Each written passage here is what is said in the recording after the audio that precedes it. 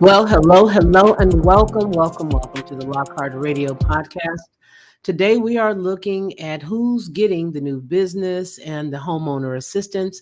We're also going to take a quick gander at some clips that are showing us a lot of different activity that's going on throughout the United States right now.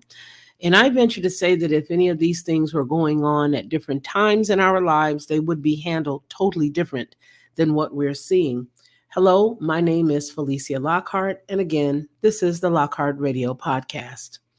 I want to start today's program off with a couple of news articles that may be concerning to some. Some may already know about it and some might not, but we're going to dance around with totally different clips throughout this time that we're going to spend with each other. Only because I just want you to have some information that you can reflect on yourself. It's not just one isolated story, and it's just a couple of, I think anytime you have more than one or two of these kinds of stories, that's one or two too many. With that said, let's take a gander at the Western states where migrants may get $30,000 or more for housing. Now, I want to share with you that it's not just $30,000 and it's not just one or two states. There are several. So let's take a look. Let's see, how old is this article? Oh, okay. It's article that's dated the 23rd of August. All right. So this is a relatively new article. This is from the Daily Mail. We're not taking these in any type of order. The reason why we're not going to take them in any specific kind of order, the reason why we're not going to put them in any specific kind of order is because I just want us to get through them, right? And if you decide that you want to take a look at it in your leisure, you can. But this is the Western state where migrants get $30,000 in home buyer grants, but citizens are excluded. Now, what do you call that? What is the name of this? How is this allowed in any country? I did a thing several years ago on the Lockhart Perspective. And what I did was highlighted the rules and regulations of individuals who are not born or who are not Mexican citizens, how they would be handled if they wanted to come over there across their border and just hang out. You had to have a bank account, you had to have money, you had to have all these different things. And if you didn't have X, then they made it more difficult for you to grow to the next thing. In other words, they made it very difficult for people outside of their country to become citizens. But this right here speaks volumes about the seated government that we have currently. The Western state where migrants get $30,000 home buyer grants, but citizens are excluded. A Latino-led housing support group gives 30,000 grants to migrant buyers, but the scheme is only for people who are not American citizens. Let's go. Oregonians, or is that how you say that? Oregonians, Oregon, people from Oregon, have reacted angrily to a taxpayer-funded scheme that doles out $30,000 for non-legal migrants to buy homes, but excludes U.S. citizens. Hacienda Community Development Corporation, a Latino-led group in Portland, says in a promotion that it'll give first-time homebuyers up to $30,000 to get on the property ladder. But there is a catch, the advertisement says. The scheme is only for those who are not American citizens. It is instead open to refugees, asylum seekers, green card holders, and those who have arrived in the United States illegally as children, the Post says. There's a little picture. There's a mama, a daddy, and a boy and a girl. Funny, they're the only ones who are able to have a nuclear family together, all looking the same, with all genders expressed. Nonetheless, let's continue. Here is the advertisement. Hacienda. Grant for first-time home buyers in the state of Oregon. Well, why wouldn't you want to go to Oregon? Look at there. There's a mama, a daddy, a child, and a baby. You should really closely pay attention to that because that is totally the opposite of what you are told is normal and needed in order for you to thrive. Well, you're told that Bob the Builder can put on a skirt and some lipstick and a pair of pearls, and Bob is cool. Bobette is absolutely fine. Here, you don't see that. Please notice the differences because it's necessary. It's necessary. The conditions only for people who are not American citizens, example, ITIN holders, DACA recipient, refugees, asylees, green card holders, and amongst others. Must have pre-approval for your mortgage loan. Well, of course they're going to get that because they have that already set up. And if you need any contact, here's the number to dial. There's the email, there's the website, as well as a quick handy dandy little QR code where you can register for the orientation. Camino a Casa. That's what it says. So, Hacienda CDC, right here. See that? Hacienda CDC. And there are some people there, and there's a man there, funded by Business Oregon. For people who are from Oregon, how did you let that happen? I know, maybe it was being a little too compliant or a little too agreeable with the whole, not politically correct agenda. Because I don't think it's politically correct that you would take stuff that's bass backwards and make it politically, quote unquote, correct. The revelation comes as unchecked migrant and border security emerge as top issues in the 2024 presidential election. Americans are worried about their record-breaking surge of migrants under the Biden administration and services getting strained by newcomers seeking handouts. Oregon State Representative Ed Deli, is that how you say it? Dell, is among those to say he's appalled at the scheme, which he said was funded through the state's tax funded which he said was funded. You guys know I'm dyslexic, so get over it. Which he said was funded through the state's tax funded economic equity investment program. That equity word is the word and the reason why we're laying down this foundation right here, because the word equity is the main purpose for me bringing these clips and these articles to you before we deal with homegirl constantly talking about equity when she does open her mouth. That equity phrase has Maoism, communism ties. So that's the reason why we're laying down this foundation before we move on, because it has to come from someplace. You got to see it, from where it is. Got to see it as it stands. So it says Economic Equity Investment Program, EEIP. American citizens, this is a quote, in Oregon, are struggling to find and buy a home, posted the Republican. He continues with, we have a severe housing shortage in this state. I'm appalled that the hard-earned limited tax dollars of people from Oregon or Oregonians are being used to prioritize home ownership for certain non-citizens. What do you mean certain non-citizens? You blatantly need to call it what it is. There are legal aliens that are being able to thwart our laws, and there's no governmental agency that's stepping in to stop it. It is illegal and it shouldn't be done. But because our laws have now painted normal people into a corner, and because those normal people for so long were complicit because their mindset was, as long as what's going on out there don't affect my household, then I don't have anything to say about it. And this is the reason why we're easily able to deal with this.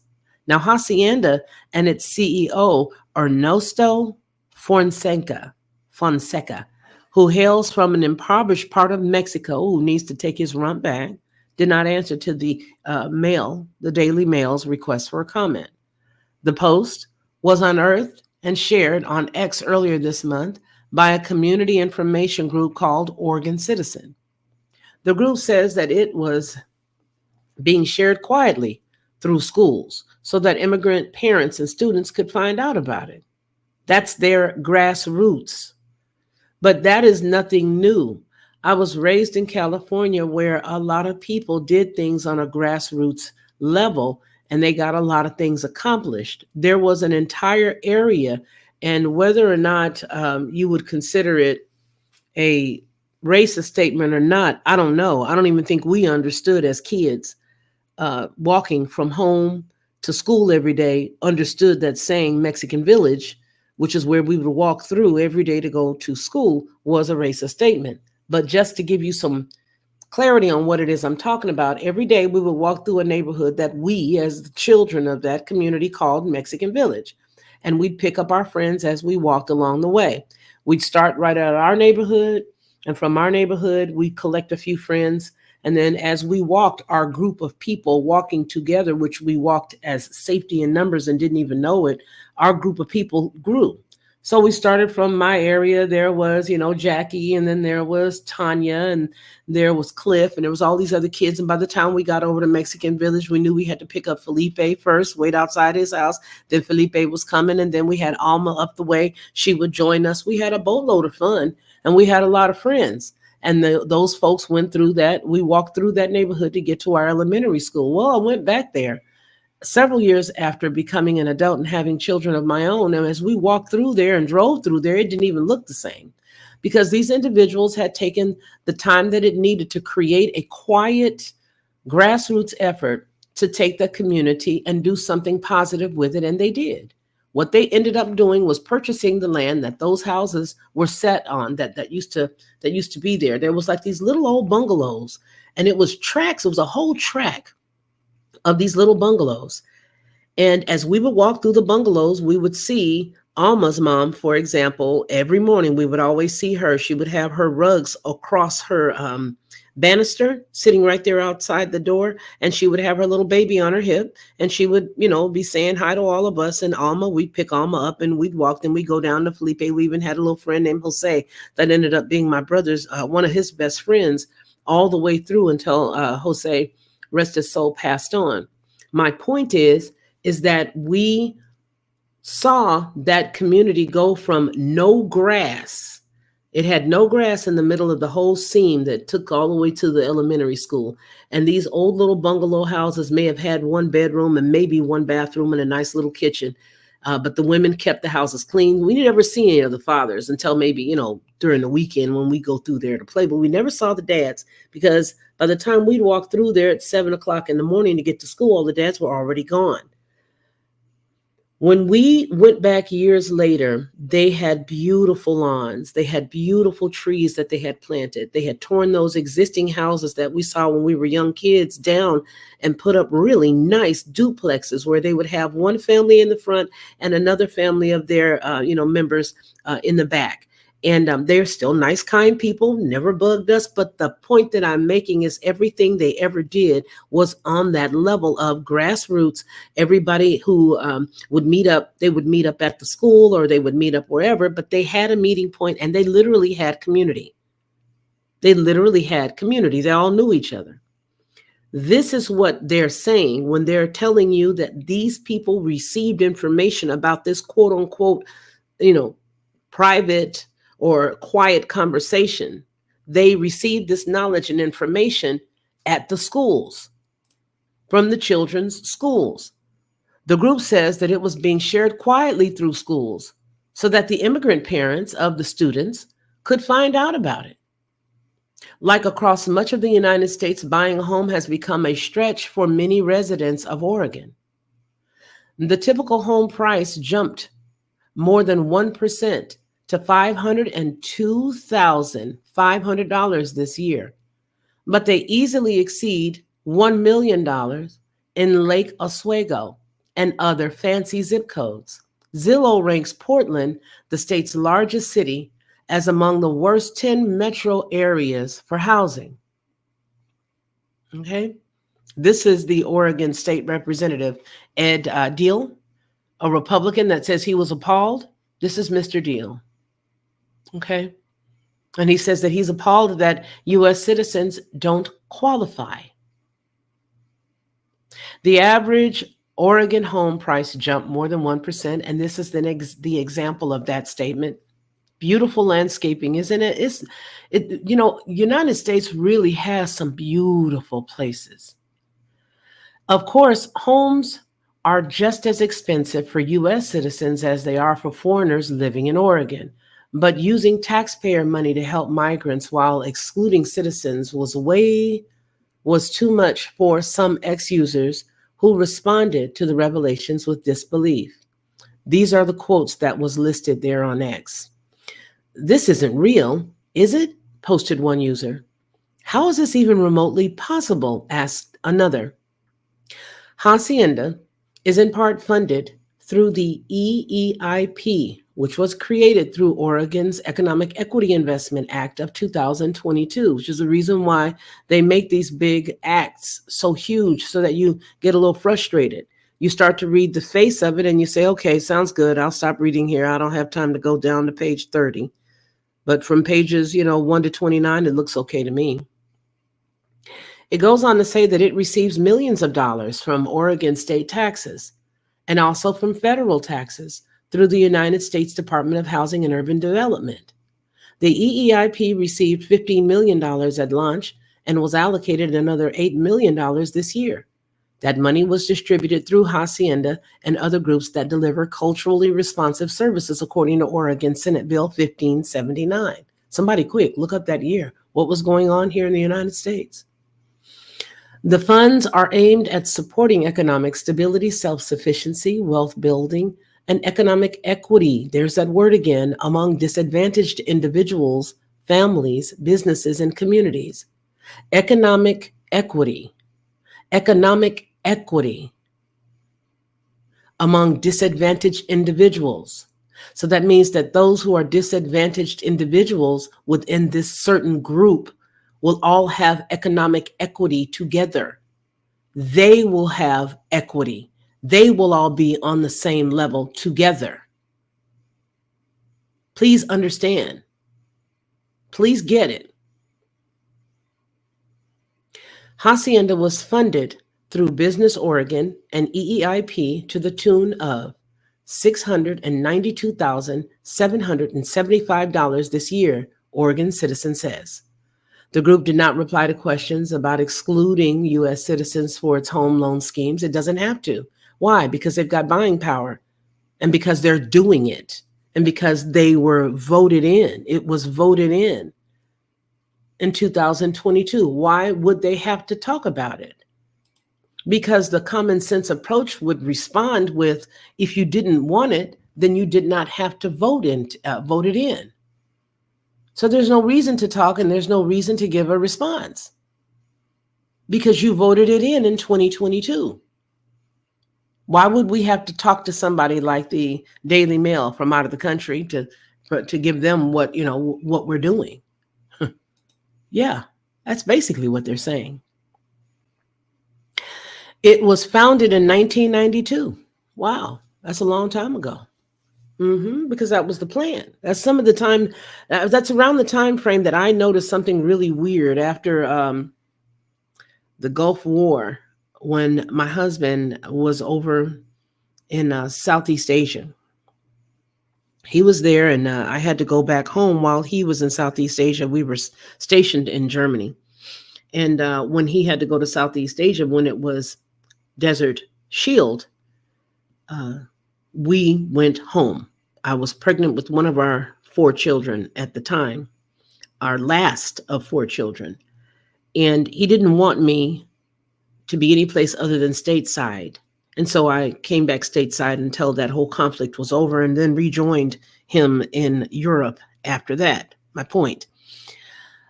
While we were in the United States and having been gone for a minute, I could then see very clearly that from coming from overseas and whatnot, and then going into the United States again, I saw some differences.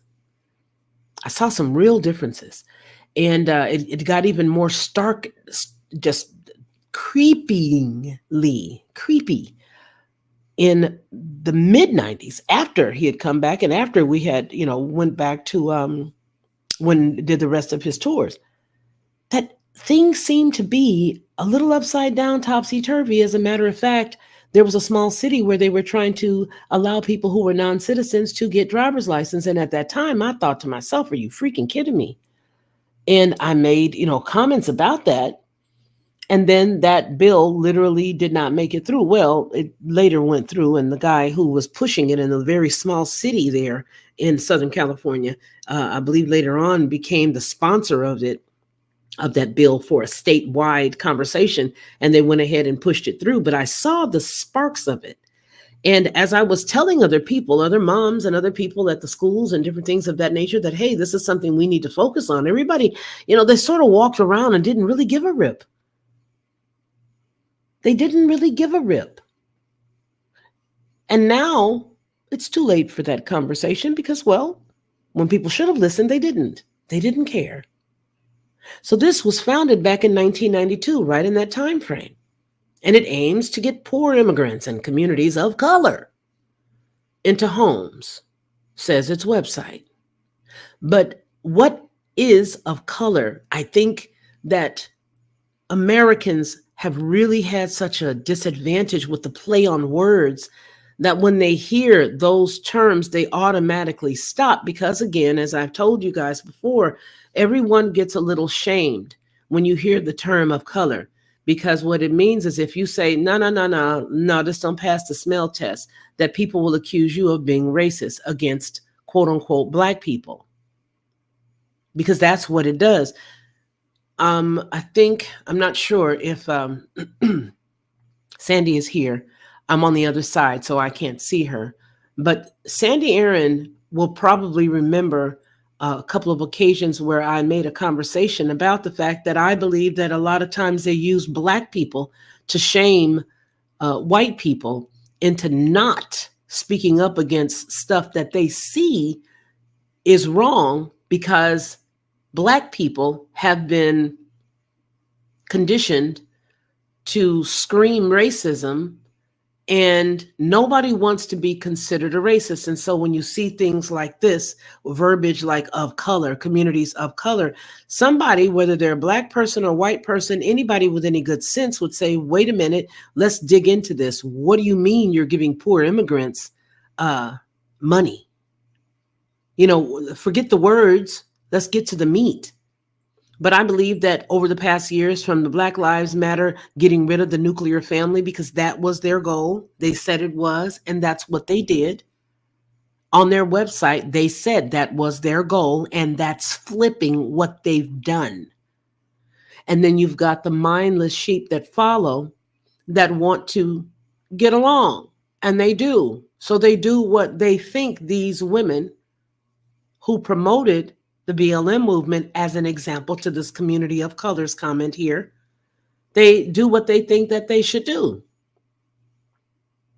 So the immigration has become a key issue in Oregon, with the state Republicans moving to repeal some of the state's sanctuary laws. Well, you don't need a sanctuary law now, because you've threaded these individuals throughout your government.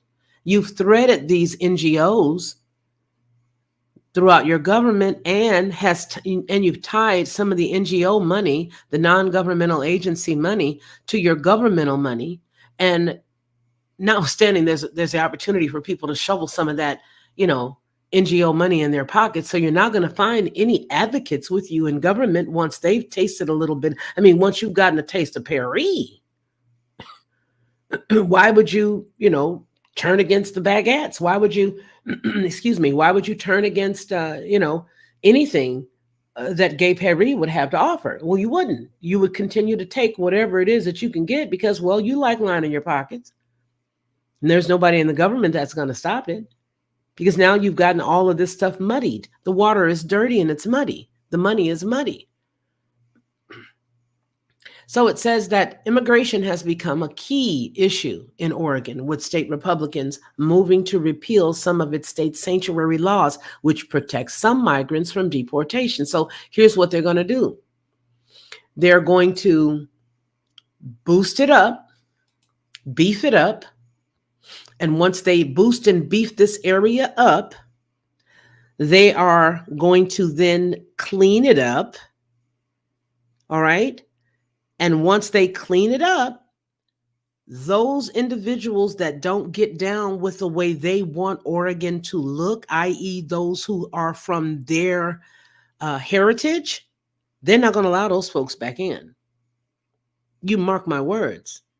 You're not going to have the Venezuelan gangs going up into the fancier zip codes, as this article references when it says fancy zip codes. You're not going to have those Venezuelans that are doing all the stuff that's going on in those other areas coming into that area, because they're changing the very topography of this land. And because they're changing the pockets in the communities here, they have got to make sure that they have the classes. Of course you do. You can't have these people who are going to go out with a mama and a daddy like the pictures that you just saw. And believe me when I tell you, that's exactly who they're servicing. The husband, the wife, the child, the little baby, the little boy, the little girl, the little dog, the house, the picket fence, the mama and the daddy. That's what they want. That's what America was. And that's what they want it to be. But they want the individuals that they want it to be with to be far more malleable than those who understand the founding fathers' constitution here, which is no more. The Constitution's gone, dude. It's gone. It's gone. Hey, there's no way you're going to tell me that a company's employee handbook is not of value to the company. Yeah, the company's handbook is of value because it's a corporation. And even though prior to becoming incorporated, they may have had a set of boundaries and rules that they utilized outside of that, they may exegete and pull some of that a little bit and slide it over to them, but you're not going to use that antiquated tool anymore. This is a this is a corporation. But see, if you don't understand what you're dealing with, you keep screaming, hey, wait a minute, but what about the Constitution? Hey, wait a minute, but what about the Articles? And because they know that they don't have everybody's complete and total buy-in, they can't just say, Shazam, hello, surprise right now. They sort of give in to it a little bit here and there. Excuse me, they give into it just a little bit, just to make you feel like you've made a statement and your statement was heard. That's what's going on. So now you see, these individuals are not going to take kindly to the other cats that they do not want and that they don't even deal with on a normal basis themselves coming into their community once they've taken over Portland, once they've taken over completely taken over Oregon. These folks right here, this man who looks like a very proud man, he ain't gonna take nobody else coming in trying to hurt his family and his kids, and he shouldn't. I'm gonna be honest with you. Okay, this is him. This is the CEO. This is Ernesto. Is that his name, Ernesto? Yeah. Hacienda's CEO, Ernesto Fonseca, hails from an impoverished part of Mexico and says he wants to get more migrants onto the property ladder. Let's look at it from Ernesto's standpoint. I'm going to paint the picture. I don't know Ernesto, but I can imagine Ernesto. I can imagine Ernesto. Ernesto is a man who fought his way from where he was, notwithstanding what Ernesto really is, because I don't know the homeboy. But let's look at it. Came from an impoverished part of Mexico, probably had a very hardworking family or hardworking daddy or a hardworking mama. They also could have been communist. Hell, I don't know, but I'm just giving you what I'm seeing. We're going to paint the picture. We're going to paint the perfect picture. Okay, so Ernesto, he gets up every day. He goes with his dad. They go out and they maybe have an old raggedy truck or something, and they go and they pick up fruits and vegetables, or maybe they go and they do some labor around the community or something, and they get a few handfuls of money and go back and take and do what they can do for their family. Their mama stay at home with the kids and everything. So he's got that foundation that most of y'all in the chat have. Getting up every single day, doing what you need to do to become a very successful individual, getting up, going to work, getting up, going to school, and making something of yourself and pulling yourself up by your bootstraps. That's Ernesto. That's Ernesto's family. Ernesto is not about to watch other people from the communities that he kept himself away from and that he would not allow his own children to hang out with to come in after he has built all this up and tear it down. See, unlike other people who have their bread buttered, he's going to be right there with these people. He's going to be right there with them, and he's going to help them. Look at this. In some of Oregon's fancier zip codes, the typical property is valued at $1 million. Now, who you think going to be living up there in the $1 million homes? The people who earned their way there. Look, you guys, the area of California that I was just telling you about was trying to get people who were non-citizens to get driver's license and to vote. Those individuals literally did not own no shade tree car companies. You know how you see a buy now, buy here, pay here company? No, they didn't own those. These cats owned Ford dealerships in California, Baldwin Park, California. All right. They owned Ford dealerships, Chevy dealerships. They owned dealerships. They got funding and then they opened them. And when I tell you those little communities were so clean and so beautiful and so pristine, and all you had to do was drive a little bit west.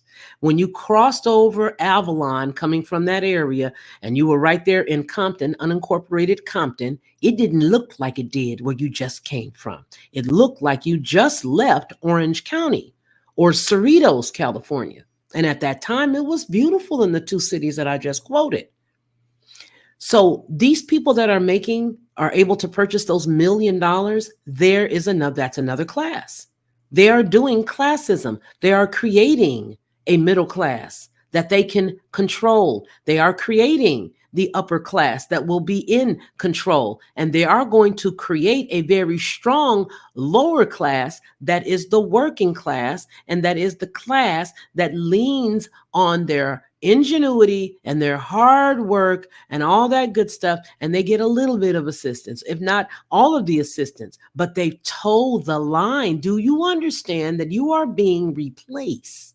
Remember the video that we did, the replace. You are being replaced in your face with you being complicit with the laws and you being complicit with not asking the questions in the correct arena.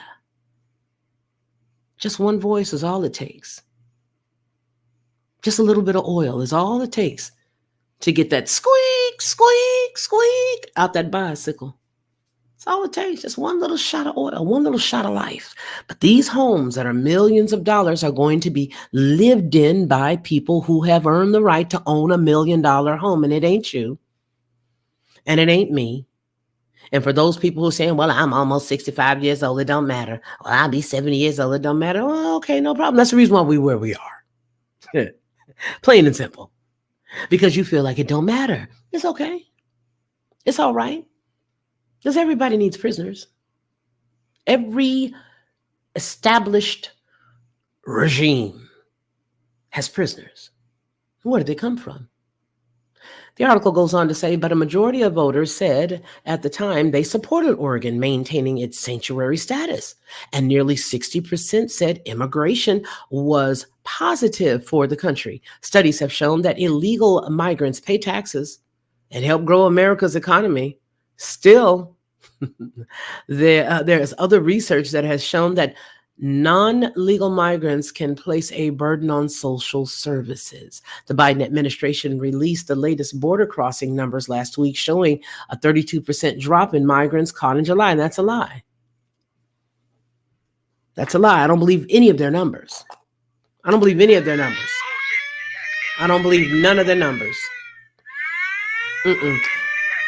None of their numbers that are coming out of that regime matter to me. None of the numbers matter to me. That's exactly right. None of their numbers. 32% drop. You a liar. You a liar. You better learn to use those words. You a liar. It says 32% drop in migrants caught in July. What the feds call the lowest numbers since September 2020. They lying. You mean to tell me with this heifer about to try to become the president of the United States, they're going to catch somebody now? Why? That's her bread and butter. That's the only way she's getting in the office. Well, why would they stop now? Why? I submit that it is double that. I submit that it's more than likely 64% increase. Why? Because they're liars, and I don't have to believe what they say. The staggering decrease in migrant crossings comes 4 years into the worst border crisis that the United States has ever seen, with historic numbers of migrants arriving at the nation's borders seeking entry, including a huge number of asylum seekers. Since October of 2021, over 10 million migrants have crossed into the United States, according to federal statistics, straining federal agencies that handle migrants and bringing border communities like El Paso, Texas, to its knees. Since January, the Mexican government has stepped up efforts to stop mostly South and Central American migrants traveling through its country on the way here. That's a lie, too. I don't believe none of that. Pressured by the Biden administration, Mexican officials have set up checkpoints to find migrants on northbound buses and trains and return them to Mexico-Guatemala international boundary. In June, the White House announced changes how migrants could seek asylum at the border.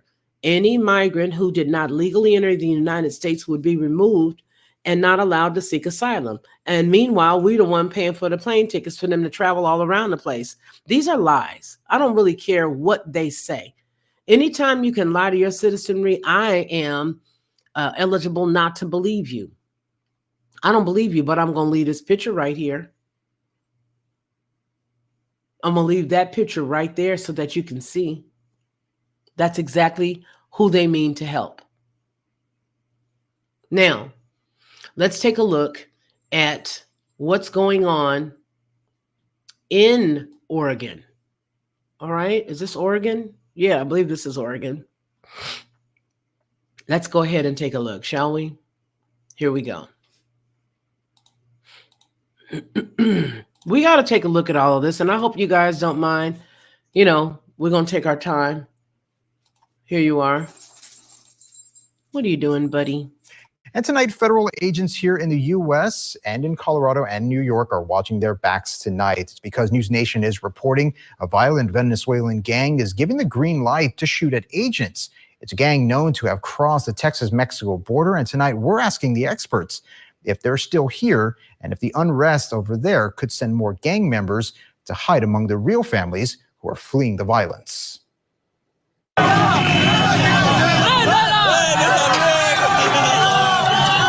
The political unrest in Venezuela and gang violence has innocent people caught in the crossfire, and some are preparing to flee their homes for a chance at the American dream. So the influx that we're seeing of more and more people coming out of Venezuela trying to get to the United States is very simple. It's because America has a functioning democracy and justice system, and Venezuela does not. Dr. Andrew Smith, an assistant professor of political science at UTRGV, believes that's what's happening. The attitude is if you can get out of Dodge and come to the United States, try to get out of Dodge and come to the United States.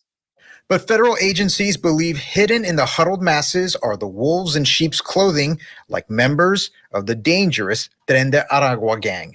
Known by federal investigators to commit sex trafficking, debt bondage, kidnapping, traffic cocaine and pills, and if you try to expose them, they'll kill you and post it online. The gang's leaders reportedly giving the green light in New York and Colorado to shoot at law enforcement. With El Paso being a known area, members have crossed. Yeah, if it's in New York and Denver, I'm fairly certain that it's here in the Rio Grande Valley. National Border Patrol Council spokesperson Chris Cabrera suspects just because the gang is based in northern states, their criminal network makes them a threat anywhere. Yeah, they have a similar interest. They don't have for instance, a cartel may farm out some work to a local gang, whether it be here or in El Paso or wherever. And just because they have the manpower, they know the area, they have the resources to carry out whatever task it is that they need them to carry out. Yeah. So just because the presence isn't there doesn't mean that the interest isn't there. Yeah, exactly. You know, and smuggling of persons and smuggling of drugs is big business. It brings a lot of money. So a lot of people want to put their hand in that cookie jar. And tonight, there is a major bounty on the heads of the gang. Right now, the Biden administration is setting aside $12 million in rewards for information leading to the arrest and or the convictions of the three leaders of the Tren de Agua transnational criminal organization. Now, this is a joint effort between the Colombian National Police and the FBI. And they're encouraging people to go to their nearest FBI office or Colombian embassy or consulate's office to get some leads on tracking down the gang leaders. And as soon as you do, I guarantee you that you're going to be one of those people that they just got through saying that they go after. Because as you know, here in the United States, whistleblowers get no help. But here is Harris that has a proposal of up to $25,000 in down payment assistance for home buyers. Okay? Harris to propose up to $25,000 to home buyers. But here's the deal. These home buyers are first-time home buyers, homeowners who do not have family members who've owned a home. So if your mama and your daddy have owned a home, you don't qualify. And if you're not an immigrant, you don't qualify. Let's take a look at this story. See if I can make this any larger for you so that you guys could follow along, because it's important to see exactly what's up. And I know you guys probably already know the story.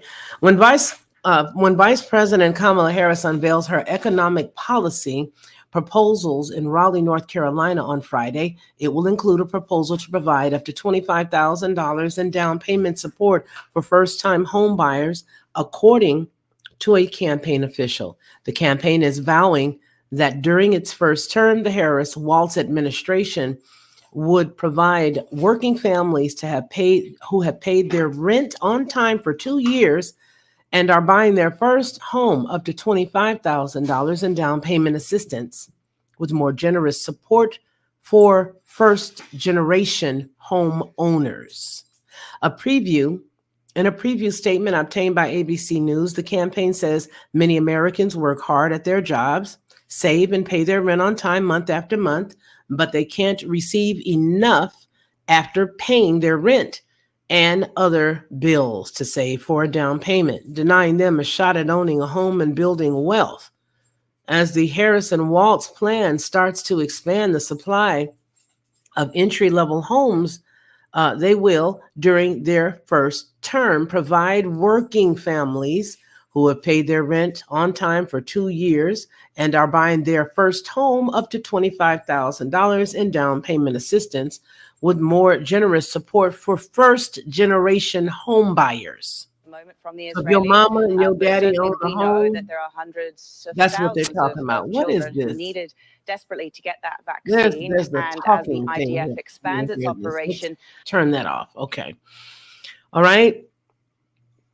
So let's see here. Prior to Harris's speech on Friday, an official who released more details on the housing component of Vice President Harris's lower cost plan to help end the housing supply shortage, that includes calling for the construction of 3 million new housing units and stopping Wall Street investors from buying homes in bulk. Officials said that she will propose a new $40 billion innovation fund, doubling that of the $20 billion Biden-Harris proposed innovation fund, that will be used for local governments to fund local solutions to build housing, support innovative methods of construction financing.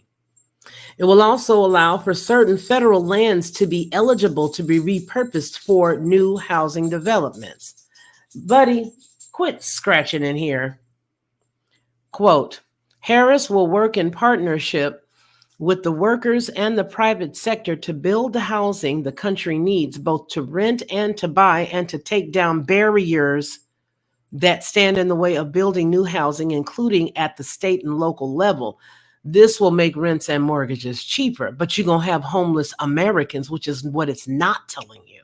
It's what it's not telling you, according to the campaign. Now, it goes on to say, Harris is also proposing 2 acts to the Preventing of the Algorithmic Facilitation of Rental Housing Cartels Act and Predatory Investing Act to help bring down the cost of rent. These acts aim to take on corporate and major landlords to stop them from hijacking or from jacking up the prices. So it says, all right? But let's take a look at her former state, or the state that she represented. We're going to take a gander at that. Frank, I know you'll be aware of this one because you're out there in that state. All right, so California lawmakers consider giving illegal immigrants home buying assistance. That's interesting. Let's take a gander, shall we? Look at that. Home for sale. Blanca, call this number. There you are. Sacramento, California lawmakers are considering a bill that would prevent the state from disqualifying people for a home buying assistance initiative based on their immigration status. Well, that's pretty convenient. I mean, doesn't that sound like something of interest to you? Yeah, I mean, why wouldn't you be interested in something like that? Well, let's go a little further.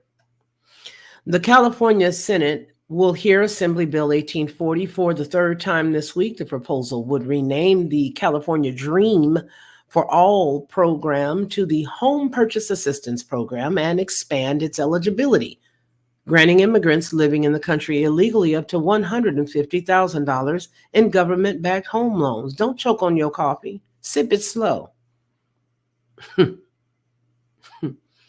And if you're drinking your smoothie and you made a mistake and you ground up some of your apple seeds in it, you better sip it even slower because that ain't nothing but arsenic, baby. And you might be choking. Here's a quote. This bill would specify that an applicant who meets all other requirements for a loan under the program and who is otherwise eligible under applicable federal and state law shall not be disqualified solely based on the applicant's immigration status, the legislation reads. If the Senate passes the bill, then it's going to go to Governor Gavin Newsom for his approval. Existing law requires the state to administer a program that helps low and middle income home buyers qualify for purchases. It also authorizes California Housing Finance Agency to make loans to finance affordable housing. The bill's sponsor, Assembly Member Joaquin Arambula, the Democrat from Fresno, said in a statement to KTTV,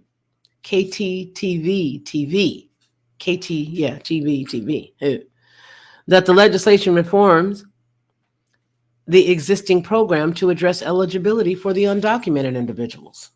Well, why not? Why not? Yeah, they may be undocumented, but they need a place to live. Of course, they can't go back home. Are you kidding me? They can't go home. They can't.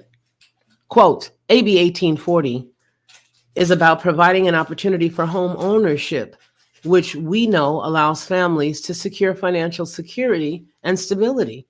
The ability to do this strengthens local economics or economies, and that benefits all people who call California home, except for you, Man, Bob, Betty, Laquita, Tom, Keisha, Kenyon,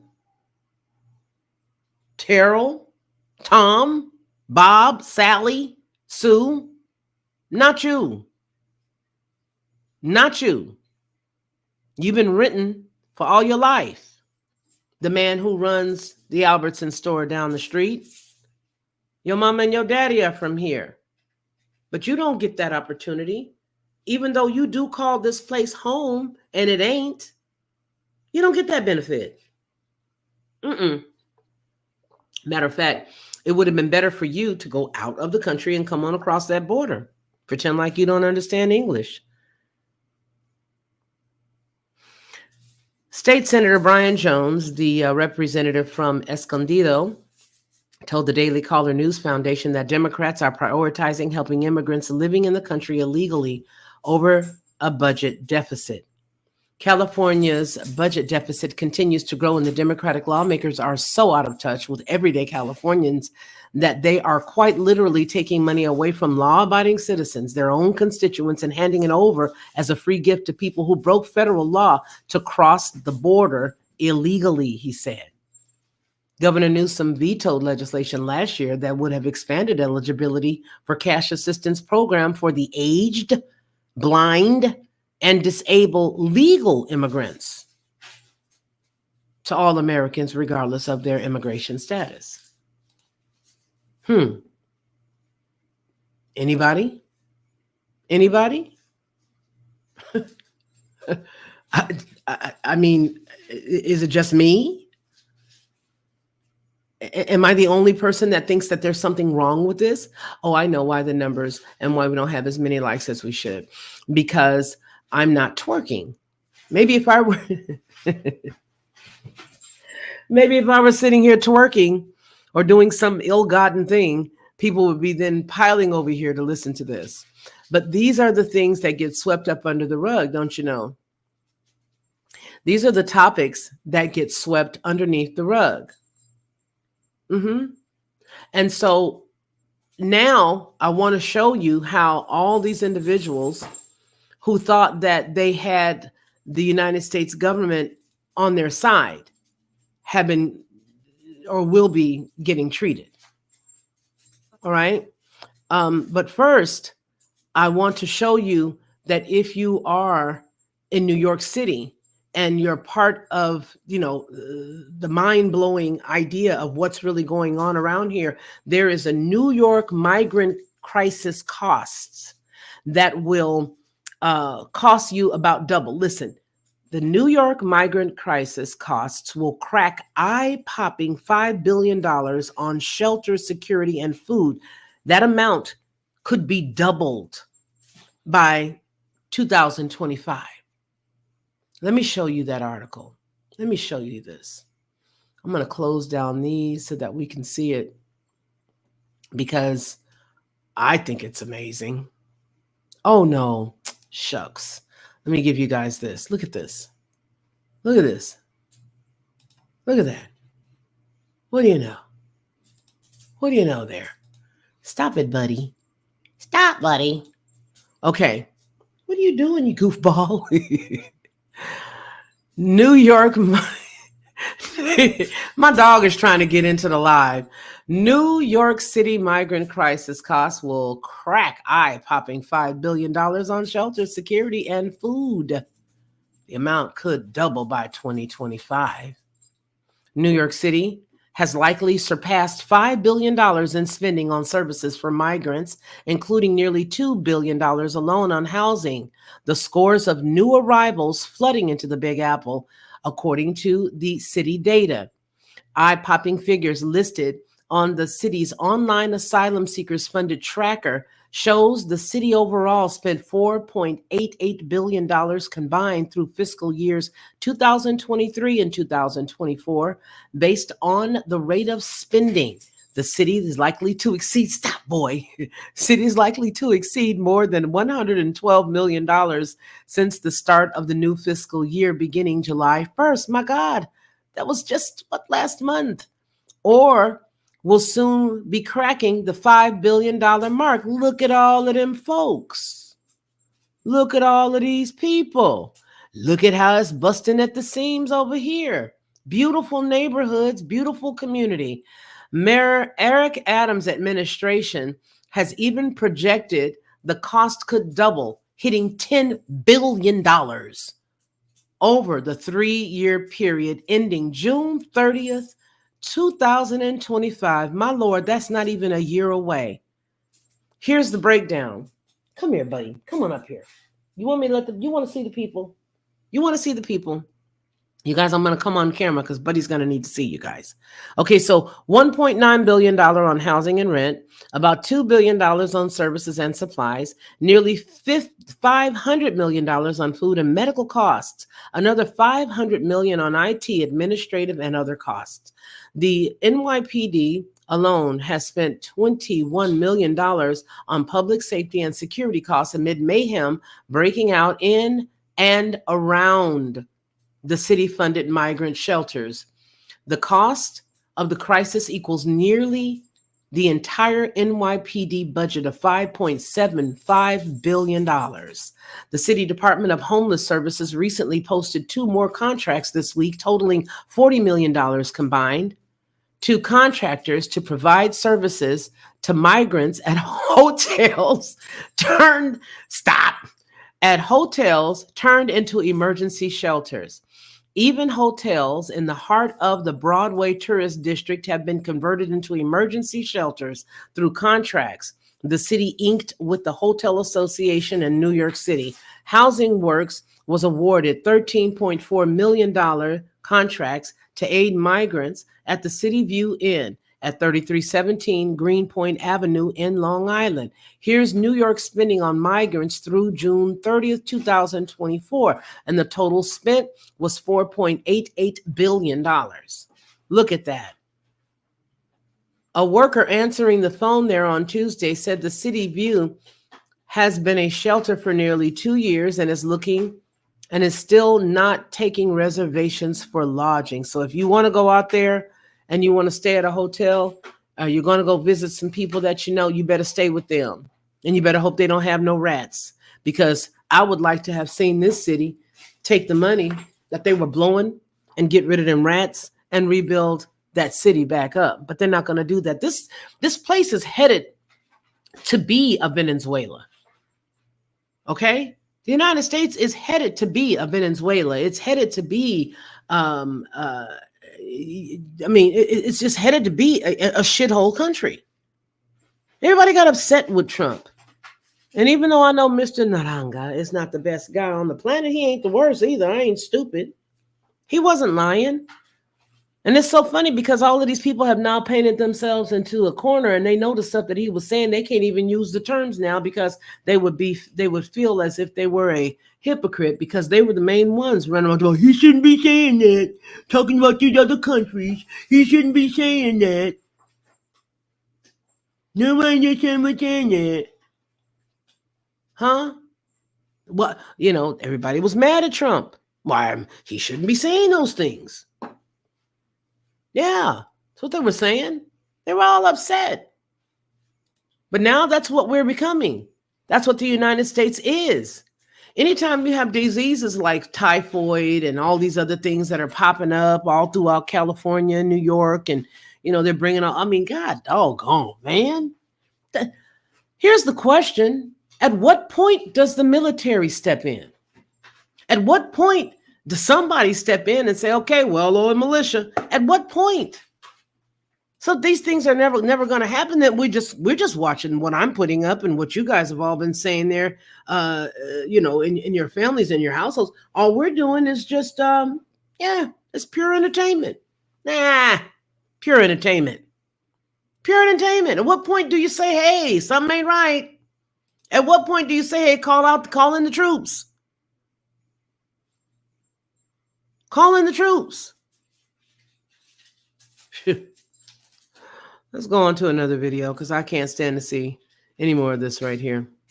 So we're going to take another look. We're going to take a look at another video. I want to look at the, well, let's just go ahead and see here, because the Californians have actually okayed the bill. We're going to look at the proposal again, and then we're going to look at the bill being okayed. All right. Thank you so much, Drake. I appreciate you for being the sponsor of our show today. We appreciate Drake. Hold on. Let me say something. Let me put Drake up here.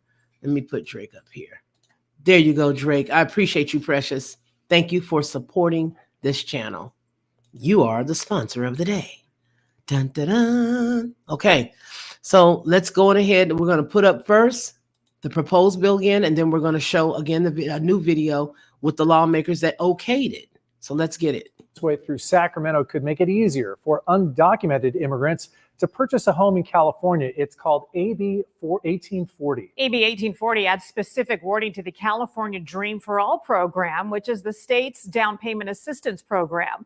The wording would make undocumented immigrants able to apply for this money. I spoke with the author of the bill and the local politician against it.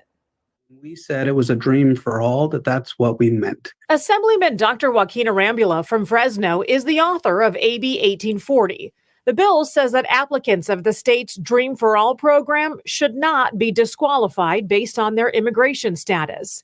The Dream for All program is a down payment assistance program for low to moderate income aspiring homeowners. Those selected get a 20% down payment on a home that has to be paid back plus interest if the homeowner sells it. For many people who have been here for years, if not decades, because we have a broken immigration system, who have been paying taxes and doing their hard work as well of building up a credit score, that we need to figure out how to open doors for all people to realize that dream of homeownership. We shouldn't move people to the front of the line that haven't paid their dues. El Cajon Mayor Bill Wells, who's also running for Congress, says he disagrees with AB 1840.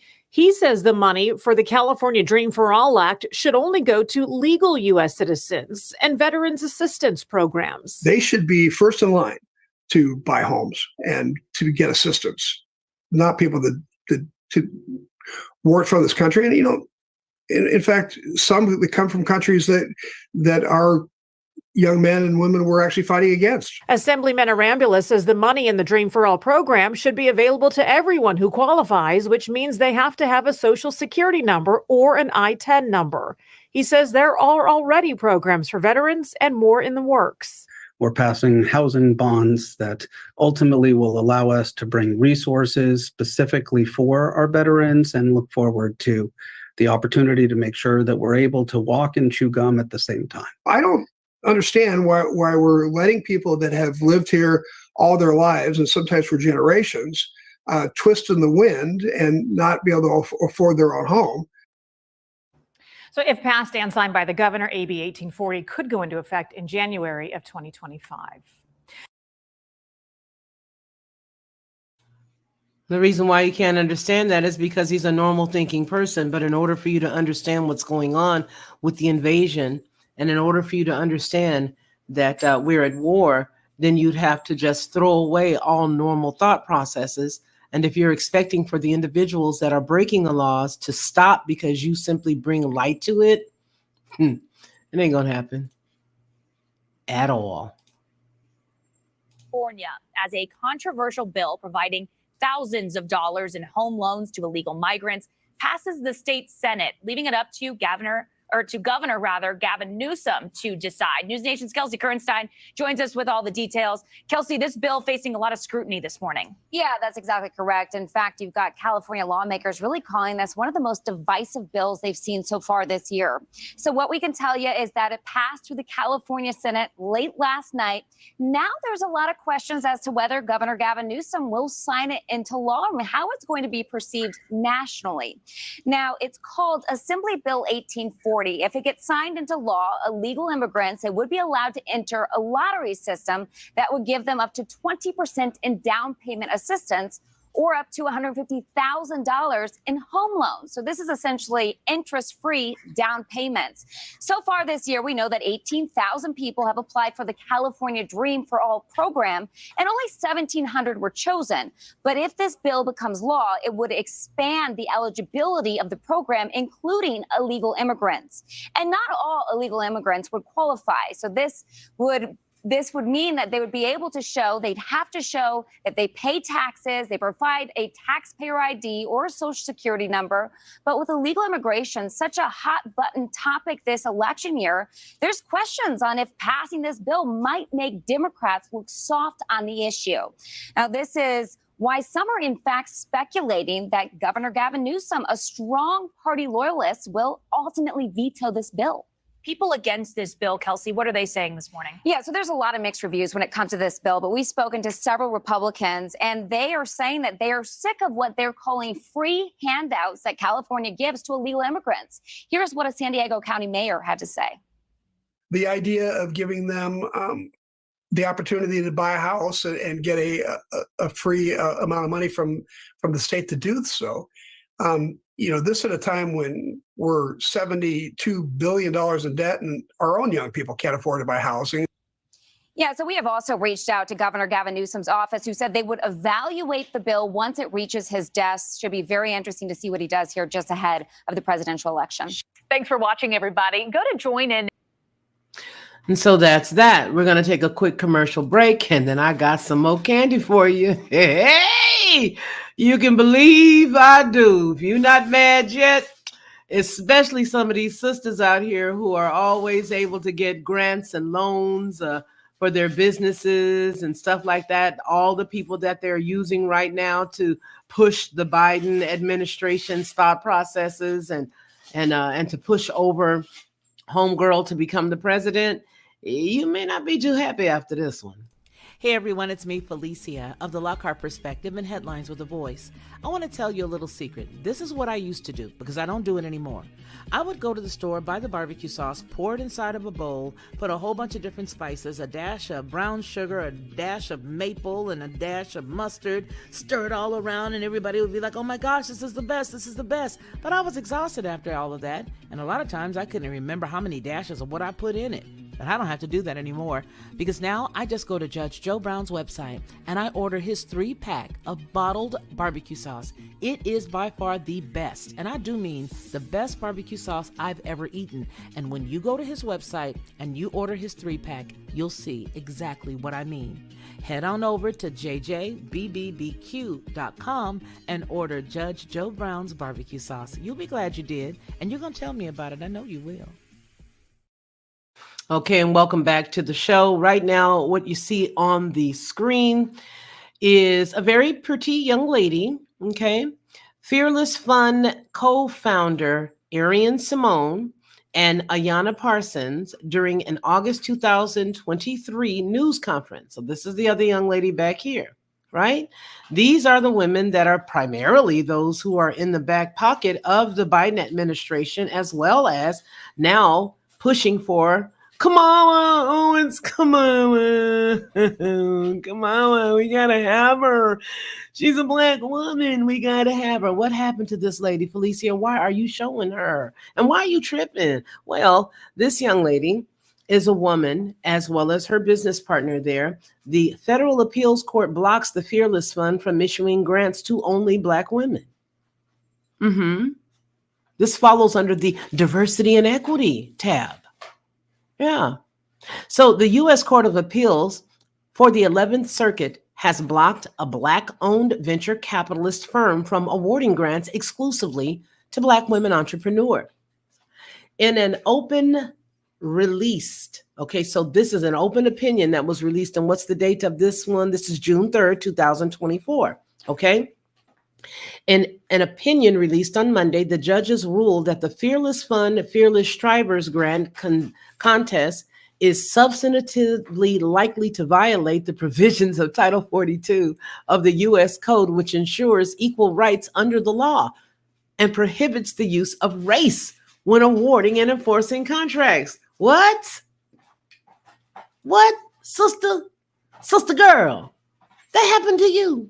In the ruling, the appellate court ordered a federal court in Georgia to enter a preliminary injunction blocking the fund from closing its grant application process while the case continues to be litigated. It also states that the fund program is unlikely to be protected by the First Amendment. Really? The court's decision marks a victory for anti-affirmative action legal strategist Edward Blum, who filed a lawsuit in last August against the fund on behalf of his group, American Alliance for Equal Rights. AAER attorneys have argued that their members, who were unnamed in the lawsuit, were excluded from the grant program because they weren't Black, and that they faced additional harm from the illegal act of racial discrimination. CNN previously reported. See, let me tell you what's happened. All of that screaming about racial disparity and, racist. Well, you painted yourself into a corner. Now it's come back to haunt you. Racist. Okay, here you go. Excluded from the grant program because they were not Black and that they faced additional harm from the illegal act of racial discrimination, CNN previously reported. Blum, the legal strategist behind the Supreme Court case that dismantled affirmative action in college admissions last year, said in a statement Monday that he was grateful for the court's filing. You Black women ain't gonna come up with nothing. Y'all ain't giving squat doo-doo to nobody. If you don't open it up to everybody, nobody gets nothing. But how is that fair? And you know what they can't say? How is that fair when you're giving housing to Hispanics? You can't say that because y'all was the one idiots running around here touting that trash about the Black and brown communities, underserved Black and brown communities. And what they did is started serving the brown communities. Now the black is left out again. See how that works? Touche. See how that works? Stick to the lakes and streams that you used to. Speak up on what involves you, instead of dragging everybody into the civil rights movement and ensuring that you could, of your own volition, create a fund to help those within your community who do not own squat. The beautiful hair on those ladies' head, the eyelashes that they were having an argument about, what's her name, Crockett and what's her face. Do you realize how many black people own beauty supply stores where we purchase our wiglets, weavelets, eyelashes, and other sundries? Majority of us do not own those places that we shop in. I want everybody in the chat to get it. You may see a lot of us with long weavelets and wigs, and that's who our culture's always been. We've always dressed up and put all that stuff on, but that's just who we are. We're a fun bunch. Ask Rachel Dolezal. She thought it fun enough to try to become one of us when it was appropriate for her to become the NAACP top dog. She did, and she was a white woman. If you don't believe that people want to be like us, then you need to look at Kamala. Why is it important? If you don't believe that people want to be like us, then what's up with Kim K's hips? What's up with Kim K's lips? Sure, they want to be like us. But the only problem is that the us that we are trying to hide, that we don't want to be, we don't own none of it. We don't own any of it. And now this poor lady and her buddy were trying to start something for women that look like them. And it was struck down. Why? Because of racism. And that's exactly what they touted for years. Racist, racist, you're racist, you're racist. Instead of getting in the mud and doing like the Hispanic community and just doing it. Just create it. If it ain't there, create it. See, here's the problem. And I don't care who don't like it. Do like you always do. Click off. Here's the problem. You had to get on the bus instead of continuing to ride the bus companies that we already owned. The story of Rosa Parks, as fake as it is known. But what is not known is the fact that was true, that we owned our own bus companies because our people had very little, if any, automobile vehicles that they owned, automobiles that they owned themselves. So they took public transportation that was within their community to the foothills. Those buses could only go to specific areas. I'm going to give an example. Say you're in California and you driving down Crenshaw back in the 60s. We'll make an example. And you get down there to Palos Verdes. Well, your buses, black buses, could not go up that hill to Palos Verdes. Black buses had to stop at the lower portion of the hills. Some of the workers' wives would come in, the wives of the homeowners, their wives would meet their maids at the foothill and take them up there with them so they could go in the house and clean the house. And some who liked them would drop them off. Others, would have to walk up that hill to go to their respective homes that they were cleaning and cooking for and taking care of the kids. That's an example. We had our own bus lines. But you know what had to happen? Independence had to happen. It had to end. The end of independence had to happen because you cannot have nobody that you want to control being on your freaking level, dude. So because we had our own buses and because we just had to believe the hype when they had Rosa Parks, we wasn't paying no attention to that. We were used to doing what we needed to do to survive.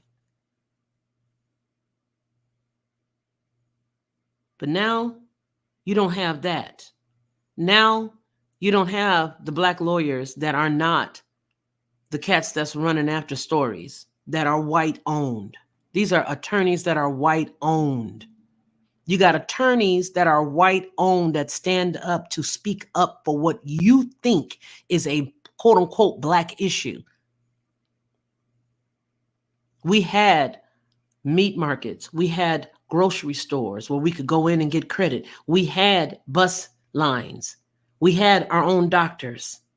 We had them in Tulsa. We had them in Mississippi, believe it or not. We had them everywhere. We did have our own communities. But because of the fact that they could not control us while we were independent, they had to interject and they had to insert the terms of racism to make us feel divided and to make us want to be like the other people that didn't even want us on the side of the street with them. There ain't nothing wrong with staying on my side of the block because I understand my block. If I can get in my community, I already know between the morning and the evening, I can cut enough hair to make some money to eat. Put me in my neighborhood. I can flat iron hair. I can press hair. I got a license to do all of that. And I can eat. But now you interweave me in other communities where I can't function. And guess what I'm asking for? I'm asking for a handout. You want to know how it started? That's how it started. That's how it started. That's how it started. There was nothing wrong with having your own community and kicking it in there. But if you stayed that way, you would grow. And if you grew, you would become a contender. And when you become a contender, you're going to have a problem. But instead of realizing that you were a contender, what you ended up doing was begging to be a party of something that did not belong to you, that a party of something that nobody wanted you to be a party to. And now you've even added insult to injury by Black women telling other Black women to go out here and marry people who don't look like them because their own men ain't ish. But you don't see this stuff as being injected into your community. You don't see it. I don't care if you marry Bob the Builder or Tommy the Tune Maker, but you better understand that if you're dating somebody, it better not be an injected ideology from outside. Let it be an organic situation that happened and took place on its own. But because you're looking at the Cheerios box and now you want the same thing that the commercial has, because now you're looking at everything that they have and all the Coca-Cola commercials, you see Bob and you see Taquisha and you see everybody, you're thinking that because you, haven't been able to make it with man's daddy, baby daddy number 4, that maybe you should try the other side. But you don't understand that bad dudes is on both sides, baby girl. Tell you what, take your time, raise your kids. Go back to your husband and figure it out and get it right. If it's worth it, if it ain't, then keep your kneecaps together. Take care of your kids until they graduate and do what they got to do and then live your life. But don't jack up like you jacking up, going around here looking for what you think these people are telling you is right. And that's what's going on in our community right now. So even though these ladies thought they started up a great idea to go and help other sisters, it did not work. Why? Because they allowed themselves to be used for so long as the whipping post to take out America, that now America is trying to tell you, baby girl, they trying to tell you who really run the roost, and it ain't you, but you thought it was. I hope this is not too spicy for people, and I hope you get where I'm coming from. This says, our nation's civil rights laws do not permit racial distinctions between some groups. Some groups are overrepresented in various endeavors, while others are underrepresented, Blum said. Programs that exclude certain individuals because of their race, as the ones the Fearless Fund has designed and implemented, are unjust and polarizing. Significant majorities all over America believe that an individual's race should not be a factor in our nation's public policies, and yet Kamala wants to give $25,000 to first-time home buyers who are not American citizens, because that's what you don't know, who started that. And yet, y'all the ones standing up in droves talking about support Kamala, the first Black president, and they still gonna jack you. They gonna continue to jack you. You know why? Because you jackable. Get out the car. Get out the car.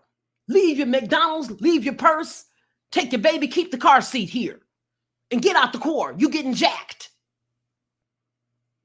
We don't care where you go, but you got to get up out this car because we're about to jack you. We don't care if you go home. We don't care if you go across the street to the store to use doggone old broke down phone booth. We don't care. We want your cell phone. We want your purse. Keep the car seat in the back. Take your baby. Leave your McDonald's you just bought. But get out the car. We are carjacking you. Get out. They jacking your car. They jacked her car. They jacking the car. They taking the car. They stealing it. You thought they was your friends. They ain't even got no masks on. You see who it is? Programs that exclude certain individuals because of their race, such as the ones the Fearless Fund has designed and implemented, are unjust and polarizing. Significant majorities of all Americans believe that an individual's race should not be a factor in our nation's public policies.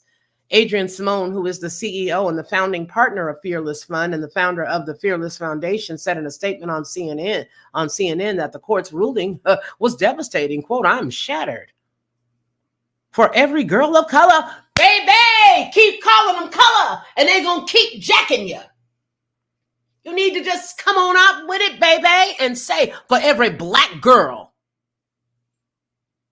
who has a dream, but will grow up in a nation determined not to give her a shot to live, on their behalf, we will turn the plan into purpose and fight with all of our might. And you're going to keep losing because you keep thinking that you're going to blend instead of understanding that it's okay to be." Simone said the ruling sends a message that diversity in corporate America and education should not exist. That's not exactly what they did. Stupid. What they did was told you that since you want to get up here and play with the big dogs, since you want to get up here and play with us, then you're going to have to play by our rules. You don't need the whole cake. We're going to give you the crumbs that we want you to have, the crumbs that you've been conditioned to eating, the crumbs that you've been conditioned and accepting. That's what you're going to get. But you darn sure not going to get your whole pie and the whole cake. Who you think you are? America is supposed to be a nation where one has the freedom to achieve, the freedom to earn, the freedom to prosper, she said. Yet, when we have attempted to level the playing field for the underrepresented groups, our freedoms were stifled because you still don't get it. You still don't know who you are. You still don't get it. The 11th Circuit Judge, Robin Rosenbaum, issued a dissenting opinion in the case, arguing that Blum's lawsuit is the equivalent of an athlete flopping on the field to draw a foul. Quote, "As an American Alliance has portrayed its members' alleged injuries, it has shown nothing more than flopping on the field," Rosenbaum wrote. Although 3 of American Alliance members play lip service to the idea they are ready and able to participate in fearless contests, their declarations show in context that none has a genuine interest in actually entering the contest. In September 2023, the 11th Circuit Court of Appeals in Atlanta granted the AAER's motion for an injunction, which halted the program for the duration of the AAER's lawsuit. The Fearless Fund later challenged that ruling, and its attorneys presented oral arguments to the appeals court in January. The legal battle over the venture capitalist firm's grant program comes amid a string of attacks against diversity, equity. The word equity is going to be, I'm going to push equity, that word, until I get to where we going to show you what she talking about with that term equity. Diversity, equity, and inclusion programs in corporate America, schools, and higher education in recent months. Blum and other conservative strategists have filed lawsuits again against organizations challenging their race-based programs. We're going back to slavery, dingbats. We are going back to discrimination. We are going back to beyond the 60s. We are going back to beyond the 60s because of all of these things that they have created in the first place. DEI in and of itself is racist. If you want to use that term, it is exclusion. It excludes people. The same way they're all running around here talking about, being democratic and having this and having that. Well, yeah, everything is fine until you voice a different opinion. And then now you see that there is some discrimination. You're okay as long as you're from the left, but if you're not speaking anything from the right, you're fine. But as soon as you say something that sounds like you could be conservative or you could have some common sense or think for yourself, and you're not a member of any group of individuals that think the same exact way, then you have a problem. There's a problem if you don't think like everybody else. As long as you're thinking like everybody else, you're cool. But do you understand that the DEI stuff itself turns you back around? Because you're saying you need something to help you. You're saying, I'm different, I'm less than, instead of quietly getting together and working it out. Instead of quietly passing out documents that say, hey, you got a business, we're going to help you. Come on down here to the library. Come on down here to the church basement.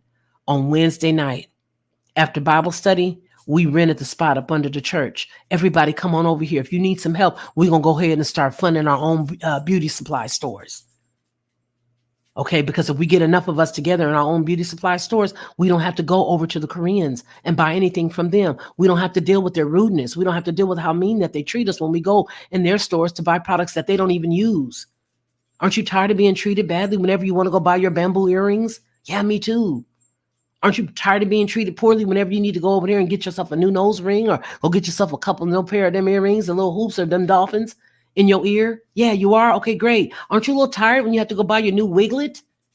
When you got to go over here to the Koreans? Well, we're going to help you. Meet us Wednesday up under the church. We rented a spot. And we're going to help you get some money. We got some people that own other stuff, and they're going to help get you $10,000 so you can go ahead and get your products. And we found some companies that'll sell to you. In March, the Smithsonian National Museum of the American Latino settled a lawsuit with the AAER that required the museum to open its Latino-focused internship program to students of all races and ethnicities. However, you already know, ain't nobody else going to that. You want to get looked at stupid? Pop up at some of them places. All they did was said, okay, no problem, go ahead. Just to show you that we needed to have an example. We'll go ahead, we'll take the dive, but ain't nobody going into that.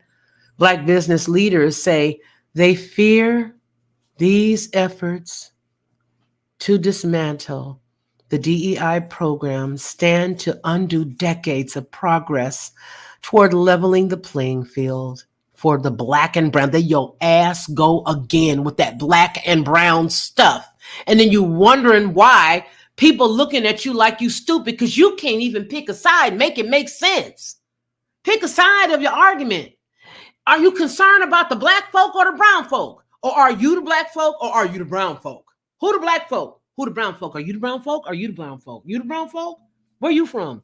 Venezuela? Oh, okay. Here go the brown folk. We found them. Oh, we were trying to figure out where you were because they kept saying brown folks, black and brown. Oh, okay. It's not just there. Oh, it's not just Venezuela. It's from Guatemala, Honduras. Okay, great. Panama. Oh, no, y'all the black folk. Okay. Gee whiz, this is getting confusing. This is getting confusing. This is getting confusing. There goes my sister DC. Hey, princess. Welcome. Yeah, baby, I heard about Jackie. I heard about her. Holla from the west side, everybody. Hey, yeah, I heard about our sister.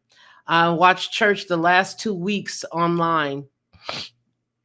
And I saw when Anthony got up there and he stood up and he tried to corral all of the people, the singers, to sing together. I miss you guys so much.